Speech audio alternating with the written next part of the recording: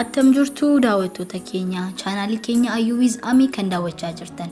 Ani Ayyuudha. Chaanaalii kanarratti nyaatota aadaa fi ammayyaa kanan isinitti agarsiisu ta'a. Har'a ammoo nyaata aadaa kan jaallatamaa ta'ee fi kan mi'aawaa ta'e bifa isaallee ilaallee kan quufuu hin dandeenye nyaata aadaa Oromoo Cumboo qabadhee gara keessan dhufeera. Nyaanni aadaa kun kan inni nyaatamu cidha irratti, misirroo itti eebbisuuf, eebba irratti fi akkasumas sagantaalee garaagaraa irratti kan nyaatamudha jechuudha. Mi'a ammoo gara hojii taasisa. Cumboo kan hojjechuuf kan nu barbaachisu xaafii diimaa, raacetii, ashaboodha jechuudha. Jalqaba irratti qodaa duwwaa qopheeffanna.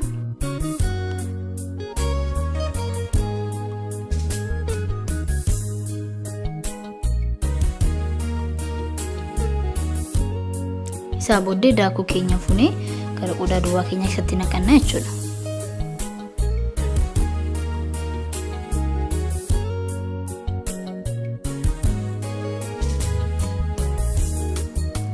Ergatti naqannee booddee raacetii keenya immoo gara daakuu keenyaatti naqanna jechuudha. Erga raacetii keenyatti naqannee booddee ashaboo keenyatti godhanna jechuudha. Amma daakuu keessan irratti hundooftanii ashaboo keessan itti godhattu. Bishaan keenya bishaan yookaan ho'aas kan hin taane, qabbanaas kan hin taane, giddu galeessa yookaan immoo labii kan ta'eetiin daakuu keenya bukeeffanna jechuudha. Akkuma argaa jirtan daakuu keenya sirriitti walitti makannee sirriitti bukeeffachuu qabna jechuudha. Sirriitti sukkuumannaa baay'ee otoo hin qal'isiin baay'ee otoo hin furdisiin sirriitti sukkuumamuu qaba. Garuu kun akkuma argaa jirtan bishaan keenyatti nannaqachaa sirriitti walitti bukeeffanna jechuudha.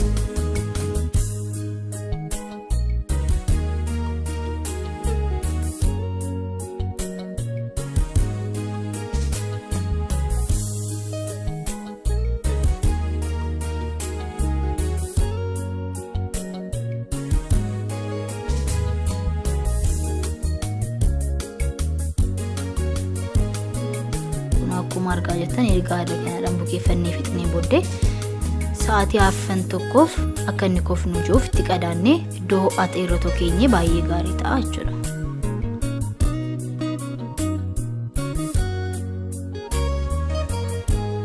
Bukoon koo kunoo sa'aatii afur booddee kana fakkaata haala kanaatiin koffinaa jedheera. Baay'ees koffichuun barbaachisu sa'aatii haffan tokko keenyee akkasuma xiqqoo kof yeroo nuuf jongaa kun akkuma argaa jirtan hangoo akkasitti kofnaa jedheera. Beekama yeroo xuxuxxanii yoo harka keessaniitiin sirriitti walitti makannaa isaa booddee xiqqoo hangoo xiqqoo furdaa waan ta'eef bishaan xapxabitti go'annee akka qallisu wayii goona jechuudha. Yoo sin jalaatii furdate immoo akka koo qallifachuu dandeessu. Xiqqoo yeroo ol gadhiisu gaarii ta'a jechuudha yeroo bishaatu.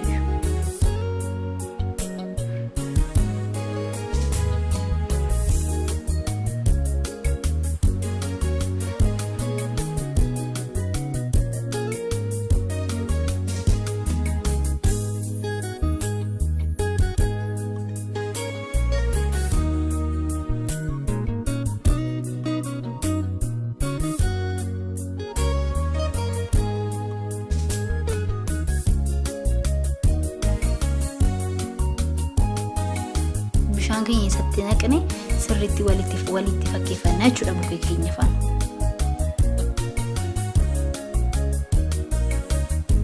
Akkuma argaa jirtan hankoo bareedaa ta'eera. Sirriitti waliin fakkeeffadheera.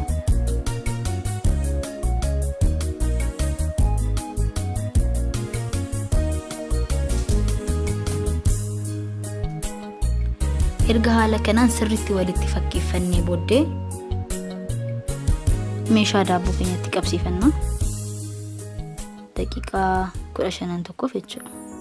Qodaa daabboon keessatti tolchamu keessatti baalee keenya akka jallisaa nu jalaatiin qabanneef jalatti erga afannee booddee bukoo keenya moosa bukeeffannee rufuun haala kanaatiin itti naqannaa jechuudha. Erga haala kanaan sirreessin itti naqannee booddee baalichaan fayyadu akka inni nu jalaatiin qabanneefidha. Akka dafeerraa nu gadhiisuuf jechuudha. Isaa booddee akka nu eelee keenya erga laalanii daqiiqaa 15 tokko booddee isatti naqannee foonii achi keessa gashanna jechuudha. Cumboon eelee mataa danda'e qaba. Garuu nuti mana keenya keessatti waan eelee sana hin qabneef eelee daabboo kanaatiin toshanna yookaan immoo kan piizaatiinis ta'uu danda'a. Garuu jalli isaa xiqqoo sinjalaatii goggatu waan barbaaduuf ani isatti isa kanatti go'ee jechuudha. Cumboon keenya bishaachuuf sa'aatii tokkotti fudhata. Yoo humni naannoo keessan jiru ta'e immoo tokko hanga tokko lakkaattis deemuu danda'a jechuudha. Itti aansuudhaan wantoonni cumboo keenya irratti naqannu ni qopheeffanna. Wantoonni nu barbaachisanis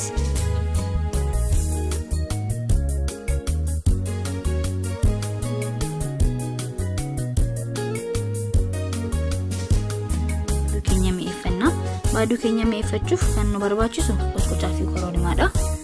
Yoo qosqocaa hin barbaadan ta'e immoo bakka isaa mi'eeffachaa buusuu dandeessu. Qosqocaa barbaadan gatti gootanii booddee sirriitti waliin makattu jechuudha.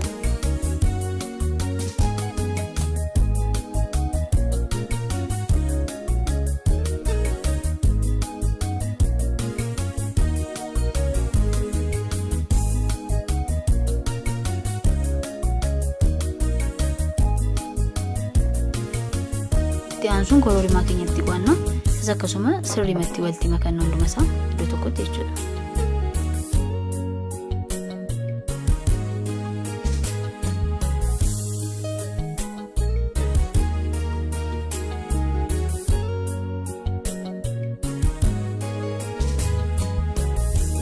Haala kanaatiin baaduu keenya mi'eeffanneerra jechuudha. Cumboo keenya keessa kaawwanneeti amma sa'aatii tokko ta'eera. Booddee cumboo keenya keessa baafannaa jechuudha.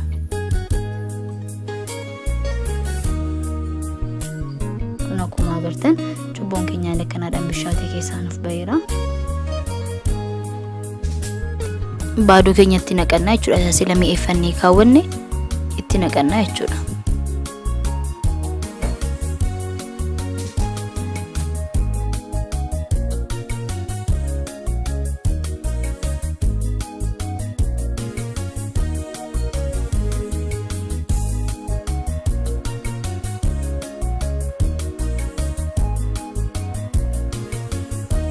Akka dhadhaan nu qabatu sirriitti erga akkasittiin babal'isnee baaduu keenya irra dibannee booddee dhadhaa keenya irratti baqsannaa jechuudha.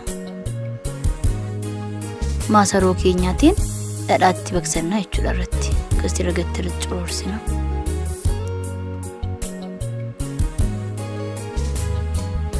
Akkuma argaa jirtan nyaata bareedaa haala akkasiitiin hojjenneerra mana keessanitti hojjedhaa yaalaa. Chaanaalii keenya kana immoo like, share, subscribe gochuun dagatina.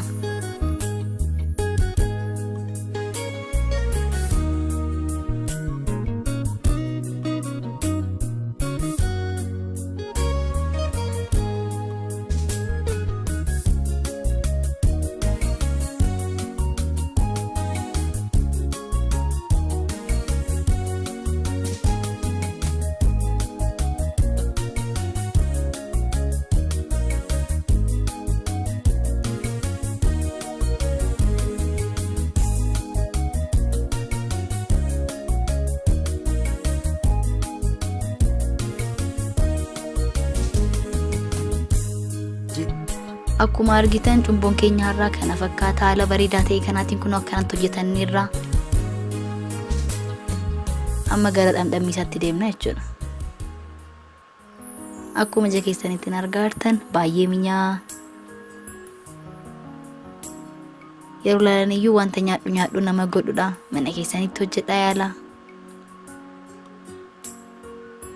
Torbee viidiyoo biraatiin hanga wal agarrutti nagaadhaan nu tura.